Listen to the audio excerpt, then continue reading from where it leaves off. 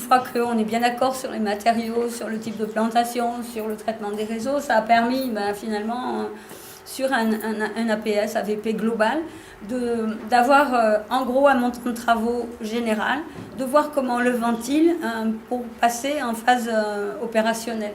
Avec toutes les questions des collectivités sur certains réseaux, on a des aides, c'est plutôt à tel moment qu'à tel autre, sur telle chose, enfin bref. Donc là, on a fait un gros jonglage en essayant de définir des tranches qui restent compatibles aussi avec les usages et les continuités. Ce qu'expliquait monsieur l'adjoint tout à l'heure, la continuité de circulation, la question du stationnement, reste aussi, il faut que ça reste vivable même pendant les travaux.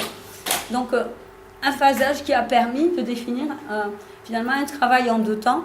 Un premier pack d'années, donc 4 à 5 ans, phase 1, avec en gros 5 tranches de 2010 à 2014.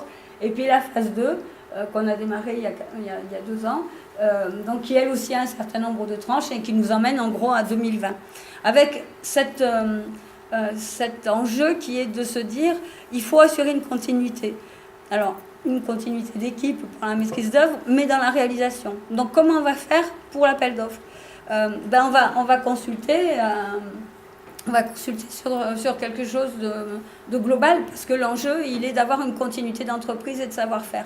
Parce qu'à partir du moment où on met des choses en place qui sont un peu particulières, c'est important de pouvoir le continuer du début à la fin, avec tous les aléas en 10 ans qu'on peut rencontrer. Bon, ça, on pourra en parler après, si vous voulez. Alors, la continuité d'entreprise, on est passé quand même sur 2 marchés de travaux, 2 marchés de 5 ans. Donc on s'est retrouvé avec 2 équipes différentes sur le chantier, mais les prestations étant assez précises, toutes les formulations de béton étaient bien connues et bien définies, donc on a pu assurer une continuité sans problème. Puis ça s'est assuré aussi par une visite. En fait, les nouvelles équipes qui sont venues, on leur a fait visiter le chantier pour leur expliquer exactement ce qu'on attendait en termes de résultats rendus. Voilà, donc là, c'est juste un tableau en 2008.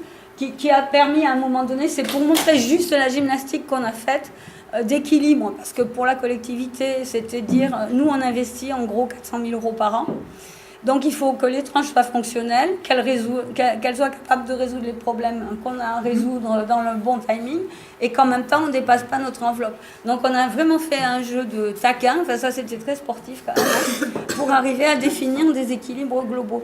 Donc l'importance de l'étude globale, ça permet vraiment ça, de se mettre au point pour les conditions de réalisation. Parce que sans ça, on n'aurait pas pu assurer cette logique de réalisation. Voilà, et pour juste rappeler que ça met du temps, et que là on a une collectivité vraiment courageuse, ambitieuse, qui elle aussi a assuré, avec des différences de mandat, une continuité.